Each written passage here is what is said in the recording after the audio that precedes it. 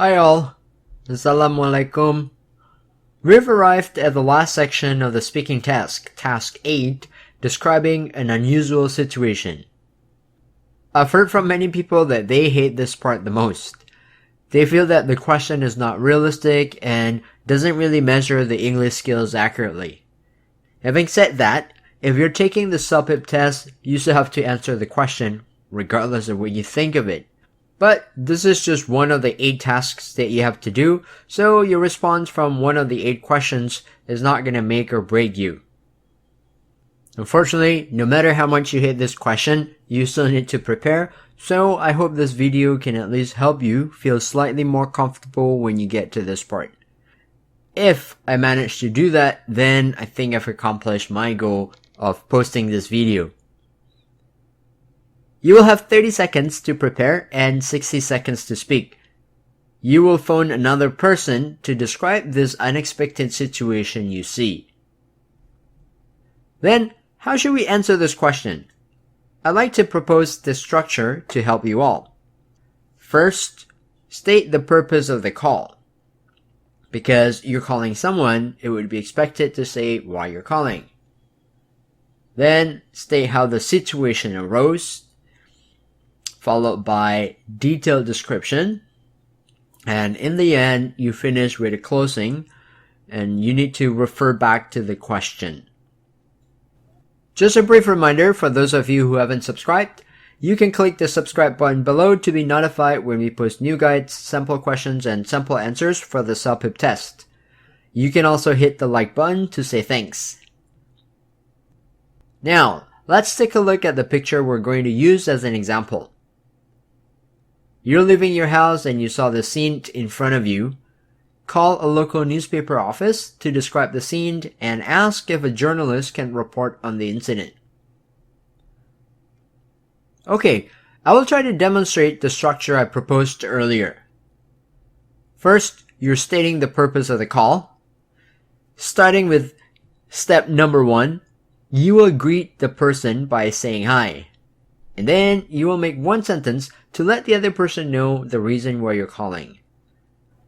Some phrases you can use here are as follows. I'm calling to, I'd like to ask, I'd like to report, I was wondering if, the reason for my call is to report, and so on. The reason for the call will already be mentioned in the question. All you need to do is paraphrase it whenever possible. When you do that, you can also add a bit more information of your own. And this is not necessarily from the question. Here are some examples. Rather than just saying, I'm calling to ask if anyone has returned a wallet, you could say, I'm calling to ask if anyone has returned my brownish leather wallet. Or instead of saying, I just wanted to ask if that painting is still available, you could say, I just wanted to ask if that abstract oil painting in a wooden frame is still available for sale. Now, in the second step, you will state how the situation arose. What I'm saying here is we want to tell the person how you got to this point. This can function as a bridge before you start explaining what you see. And this is different from the reason for the call. You will explain to the person how you encountered the situation, how it happened to you, or what you did that led to this moment. To illustrate, I will show you some sentences here. However, the sentences will vary depending on the question you get. So rather than memorizing them, because it won't be much help if the questions are talking about different situations, you should understand what we're trying to do here, which is giving background information to the caller about why you're calling. So here are the examples.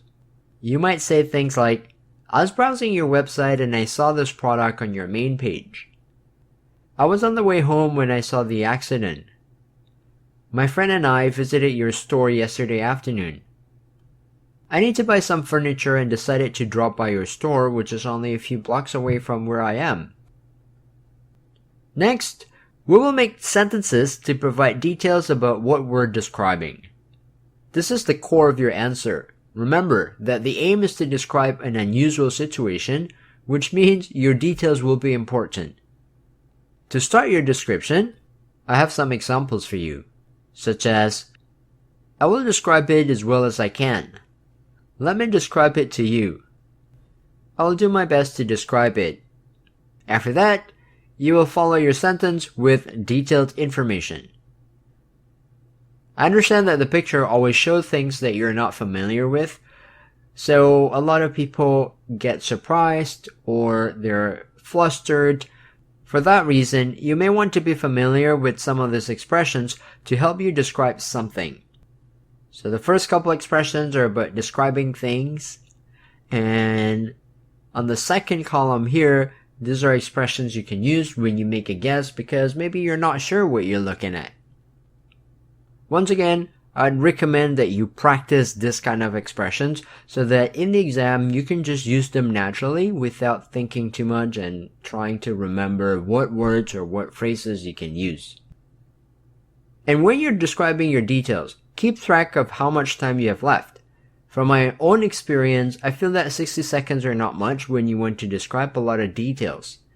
So pick a few things, maybe 3 or 4 that you want to mention, and if you see that you have about 5 to 10 seconds left, you can move on to the closing. So the closing is to let the call recipient to know that you're done talking. To indicate the end, you could say to the person phrases such as, "Those are some of the things I remember. I hope that it's clear enough for you. I hope you have a pretty good idea of what happened." And lastly, in your closing, you will refer to the instruction given to you in the beginning. The reason for the call vary, so do your closing statements accordingly. For example, when you call because you lost something, you may ask, "Has anyone returned something like that to you?" In another question where you may be reporting an incident, you may say, "You should send somebody to investigate it further." Or when you're looking for something, perhaps you can say, "Do you know what they're called? Do you have them in your stores? Can you tell me where I can find them?" And at the end, if it makes sense, you may thank the person. In a moment, you can listen to a sample response using the picture you saw earlier. Actually, this is the end of the speaking test. I can't believe I actually managed to do this. I want to thank our subscribers and our viewers for supporting us. I also would like to know what else you guys want us to make videos about, so feel free to send a message or leave a comment to let us know. Let's start with our response. Hello there, my name is Marcus and I'd like to report an accident. I was just about to leave the house when I heard a loud siren outside. Let me describe to you what's happening from what I can see. I don't know exactly how the fire truck got here, but I see that the front part of the truck fell into what looks like a deep puddle of mud. The front part of the truck is already submerged in the mud, so I can't see the front wheels. There are several firemen here, and one of them is stooping down under the vehicle to perhaps check the condition. And the rear wheels are so close to the puddle. The truck has the number 60, but I have no idea what that means. Those are some of the things I can see. I hope my explanation is clear enough. Can you send a reporter to investigate what happened and warn people to avoid the area for now? Thank you. Once again, thanks for watching, and remember to subscribe to our channel to get our latest videos and tell us what you want to see in our future videos. See you next time!